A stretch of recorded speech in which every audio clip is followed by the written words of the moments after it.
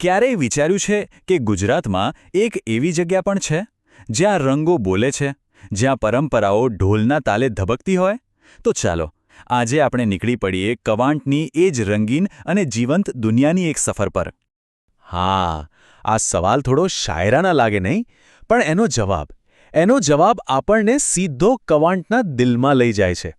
એક એવી જગ્યા જ્યાં સાચે જીવનનો દરેક શ્વાસ અને પરંપરાનો એક એક તાર જાણે રંગોથી જોડાયેલો છે. તો કવાંટની સૌથી મોટી ઓળખ શું છે? એ છે એનો મેળો.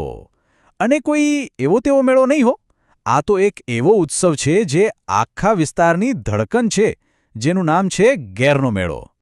અને જુઓ, આ કોઈ નાની સૂની વાત નથી. આ મેળો માત્ર સ્થાનિક સ્તરે જ નહીં પણ આખી દુનિયામાં ફેમસ છે. એની પ્રસિદ્ધિ તો ક્યારનીએ દેશની સરહદો ઓળંગી ચૂકી છે.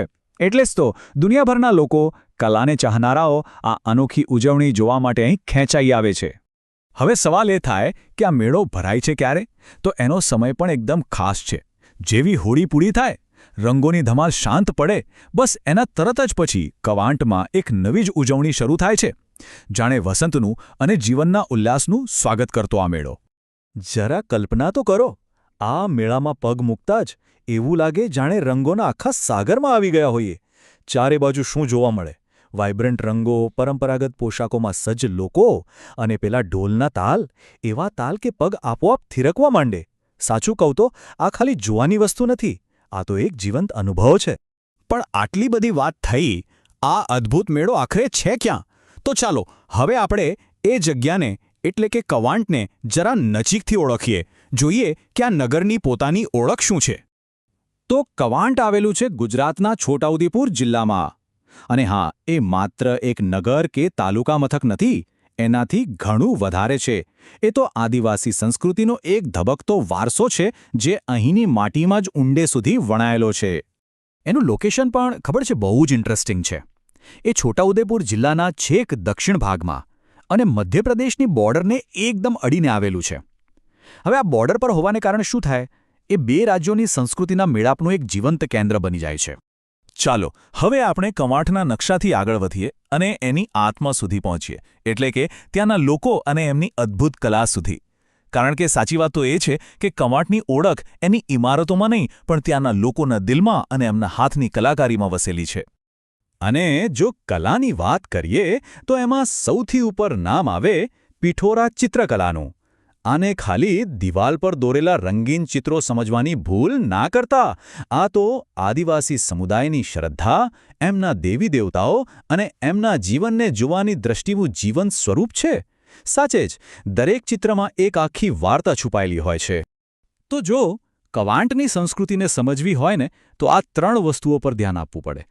એક, એમની પ્રકૃતિ સાથે જોડાયેલી અનોખી જીવનશૈલી. બીજું, પિઠોરા જેવી જીવંત કળા. અને ત્રીજું, એમનું લોકસંગીત જે પેઢીઓથી એમના સુખ દુઃખનું સાથી રહ્યું છે. અને મજાની વાત એ છે કે આ બધું અલગ અલગ નથી, બધું મળીને જ એમનું જીવન બને છે. હવે આ બધી સંસ્કૃતિ અને કલા ક્યાં ખેલે છે? પ્રકૃતિના ખોળામાં.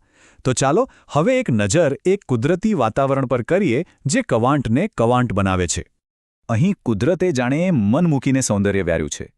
ચારે બાજુ નજર કરો તો બસ ડુંગરોની હારમાળા દેખાય અને ગાઢ જંગલોની લીલી ચાદર. અહીંની ધરતી પર એક અનોખી શાંતિ અને સુંદરતાનો અનુભવ થાય છે. અને એટલે જ તો જે કોઈ શહેરના ઘોંઘાટથી થાકી ગયું હોય અને પ્રકૃતિની ગોદમાં થોડી શાંતિ શોધવા માંગતું હોય, એમના માટે તો કવાંટ કોઈ સ્વર્ગથી ઓછું નથી. અહીંની હવા, લીલોતરી અને શાંતિ બસ મનને એકદમ તાજગીથી ભરી દે છે. તો આટલી બધી વાતો પછી ચાલો હવે આખી વાતનો સાર કાઢીએ. એક નજર કરીએ કે એવી તો કઈ બાબતો છે જે કવાંટને આટલું ખાસ, આટલું યાદગાર બનાવે છે. ટૂંકમાં કહીએ તો કવાંટની ઓળખ મુખ્યત્વે ત્રણ વસ્તુઓ પર ટકેલી છે. પહેલું, એનો વિશ્વ પ્રસિદ્ધ ગેરનો મેળો, જેનો સાંસ્કૃતિક વારસો છે. બીજું, એની જીવંત પિઠોરા કળા, જે એની કલાત્મક આત્મા છે. અને ત્રીજું, એનું કુદરતી સૌંદર્ય, જે આ બધાને પ્રેરણા આપે છે. એટલે કે કવાંટ ખાલી એક જગ્યાનું નામ નથી, એ તો એક સંગમ છે. એવો સંગમ જ્યાં રંગબેરંગી તહેવારો, જીવંત સંસ્કૃતિ અને એકદમ શાંત પ્રકૃતિ, આ બધું એકબીજામાં ભળી જાય છે અને એક સાવ અલગ જ અનોખો અનુભવ કરાવે છે. પણ અંતે એક સવાલ, એક મોટો સવાલ મનમાં રહી જાય છે. કવાંટ જેવો આવો અમૂલ્ય સાંસ્કૃતિક વારસો, એનું ભવિષ્ય શું છે? એને સાચવવાની જવાબદારી કોની?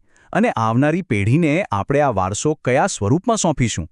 આ એક એવો વિચાર છે જેની સાથે આપણે સૌએ થોડો સમય વિતાવવો જોઈએ.